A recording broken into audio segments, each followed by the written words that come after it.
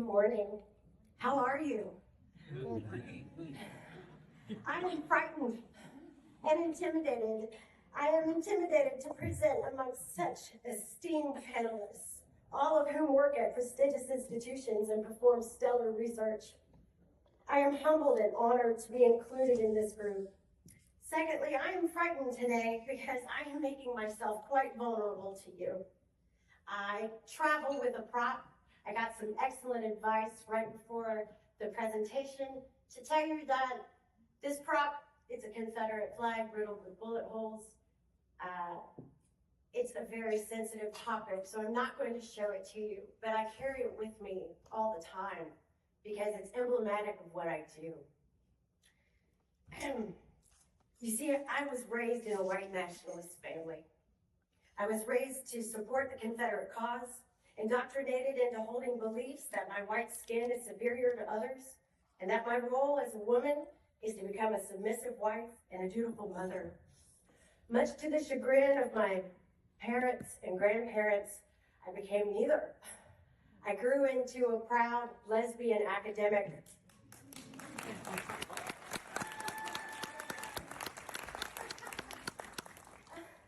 And I dedicate my research to understanding how I co-perform the legacies and subversions of white power in my white body.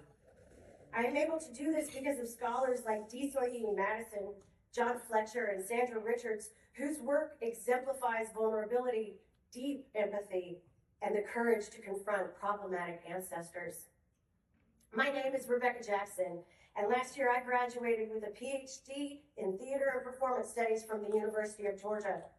My dissertation examines the body-to-body transmission of and subversions of American white supremacy in the post-Civil War United States. In this presentation, I explore Confederate performative time and Confederate performative monuments. I surmise that white power future pasts anticipate and inform American identities, including many of those who elected President-elect Donald Trump. I present the Confederacy now, and I demonstrate the persistence of Confederate values reverberating in the practices of American Christian nationalism for the future. In April 2021, I co-performed the Confederate Memorial Day celebration at Beauvoir Historic House and Jefferson Davis Presidential Library in Biloxi, Mississippi. This landmark is owned and operated by the Sons of the Confederate Veterans, a legacy group established in 1896. Beauvoir serves as a focal point for Confederate heritage, attracting individuals and groups who seek Southern heritage and who re-articulate Confederate ideologies in the present. This is a picture of the Jefferson Davis Presidential Library, owned and operated by the Mississippi Division of the Sons of Confederate Veterans. The SCV organizes many of the Confederate events in the U.S. via their state and local chapters throughout the country. Through such events, the SCV not only preserves Confederate history, but it also perpetuates its cultural significance, embedding Confederate narratives within the framework of American public memory and American Christian nationalism. I analyze co-performances of Confederate heritage as living performative monuments to white power. And I argue that Confederate performative time is not only a citational performance of white power beliefs from the past, but is also crucial to the perpetuation of American Christian nationalism today. To this end, I examine 5 recurring themes within these commemorations: American divinity, a perceived religio-cultural war, aspirational whiteness, the racial injustice perception gap, and a divinely ordered sexuality steeped in compulsory heterosexuality and chivalry. By examining these themes, I argue that Confederate heritage celebrations are not merely nostalgic, but serve as performative monuments that embody and extend white supremacy into present and future American bodies. Confederate performative time, as I define it, allows Confederate values to remain active in present cultural identities. This is an excerpt of the executive president of the Sons of Confederate Veterans, Dylan Mears' welcoming address. That's what we are today. We are the living stones, the living memorials, the living monuments to our Confederate ancestors. We're here today to honor their sacrifice for a cause that, although some people say is lost, I personally cannot stand it. By framing the audience as the living stones, the living monuments, he authenticates those in attendance and as embodied extensions of Confederate history and ideology. This wasn't just a speech. It was a performative utterance that transformed the attendees into symbols of Confederate continuity. This concept of Confederate performative time is essential for understanding how these values are re-articulated as ongoing beliefs, particularly in American Christian nationalism today and for the future. Performative time is a way in which events from the past can simultaneously inform the present and anticipate the future. Davis's theory applies directly to Confederate commemorations, where each act of commemoration revitalizes Confederate ideologies in contemporary contexts. Confederate commemorations become future pasts. They honor Confederate ancestors while anticipating that these values will be carried forward.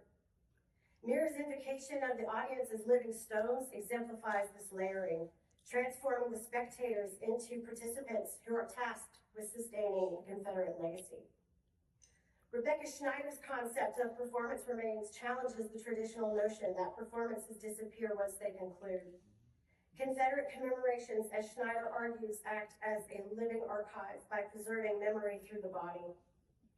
Schneider's theory is illustrated by the young girl laying a wreath at the Confederate Memorial Day celebration. She is dressed in Confederate mourning attire. Notice the black antebellum dress, gloves, and bonnet. She is dressed to both lament and honor fallen Confederate soldiers. This is both a reenactment and a cultural heritage performance in the present. The young girl is embodying a ritual of honoring Confederate soldiers that has persisted since 1866. Through her physical participation, the memory and meaning of Confederate future pasts are inscribed on her young body, ensuring that these beliefs are perpetuated across generations. This embodiment demonstrates how cultural heritage performances refuse to vanish. Rather, they reappear in each new generation, maintaining ideological continuity. And so now that I've described Confederate performative time and its performative monuments, I want to touch back to the vulnerability I mentioned in the introduction. I carry a strange nostalgia with me that allows me to participate in both the transmission and subversion of white power. And this strange nostalgia views the Confederacy through a romanticized lens, detaching it from the realities of slavery and oppression. These distortions form a selective public memory that reinforces white power while erasing the atrocities tied to the Confederacy's policies and history. I explicitly experienced this distortion at the Confederate Memorial Day celebration during an audience sing-along of Dixie. I was shocked by the patriotic stirrings I experienced singing this song with other participants at Beauvoir. My irrational self experienced a swell of pride and belonging and patriotism as I sang Dixie in a room largely filled with white supremacists. My queer self felt ashamed that I was so easily swept up by the pomp and circumstance of it all. I co-performed the song, and I experienced the Confederate patriotism, and I experienced these feelings alongside my own disgust for having them. Co-performative witnessing emphasizes shared vulnerability and empathy. My experience involved acknowledging my own nostalgia and my own heritage, while critically reflecting on these inherited beliefs.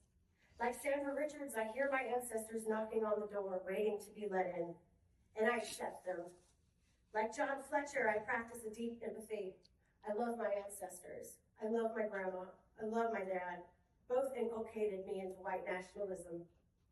I both love my ancestors and I reject their values, and I dedicate my career to understanding how I transmit white power. And in doing so, I subvert my white nationalist upbringing by sharing this research with you today. So now that I've shared my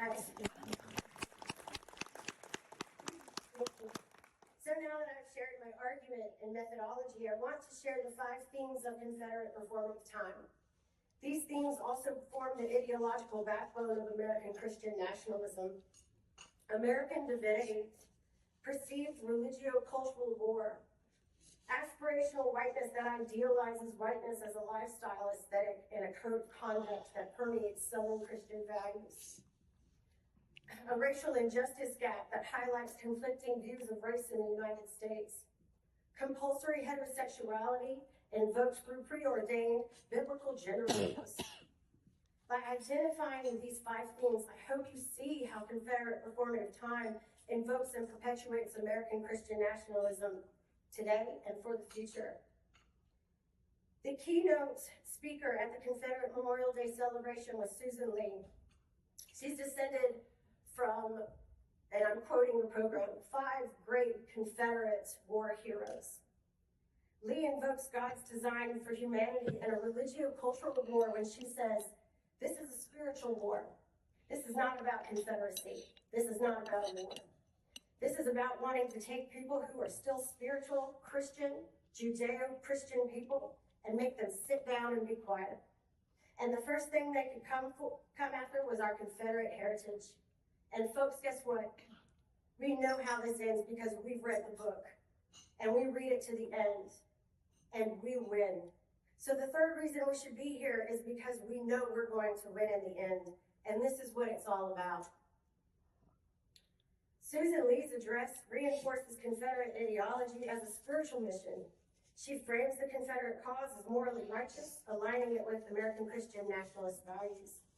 Lee expresses the racial injustice perception gap that allows attendees to view themselves as victims, deflecting attention from systemic inequalities. Lee describes Confederate Americans as engaged in a spiritual war to uphold Christian and Confederate legacies, suggesting that this war was ordained by God. Her speech is a powerful example of Confederate performative time because further along in her address, she connects the righteousness of the Confederate cause to 1776, 1861, and 2021, thus urging attendees to view themselves as part of an ongoing historical struggle. This is significant because Lee's speech both memorializes her Confederate ancestors and it also mobilizes the audience to actively defend these beliefs against perceived secular threats.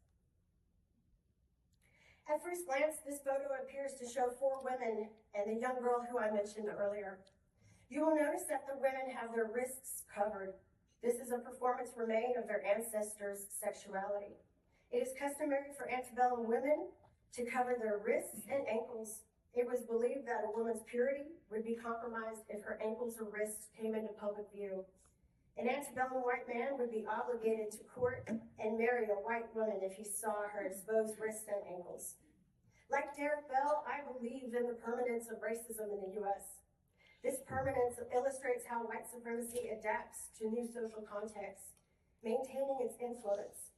Bell's theory helps us understand how commemorations like the one in Biloxi are not simply about nostalgia or heritage, but are active efforts to sustain racial hierarchies in contemporary America. The Confederate Memorial Day celebration at Beauvoir acts as a performative monument where attendees co-create a Confederate heritage. Confederate performative time exemplifies white supremacy's adaptability, wherein Confederate ideologies are subtly embedded into the national consciousness. We have seen this most recently in Donald Trump's political rallies, in which Hitler was praised and Puerto Rico deemed garbage. Today, I've made myself vulnerable to you in sharing my white nationalist upbringing, and I've argued that Confederate performative time demonstrates how the legacy of white supremacy in the U.S.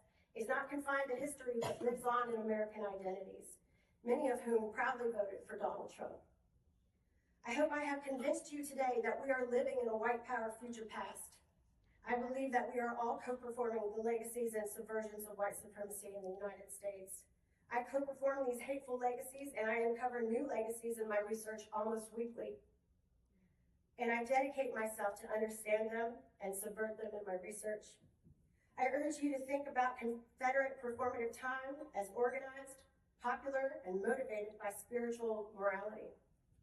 The Confederacy may have lost the Civil War, but it undoubtedly won the culture war, and its public memories romanticized and revered in acts of commemoration and American Christian nationalism today, proving that the Confederacy is now, the Confederacy is always.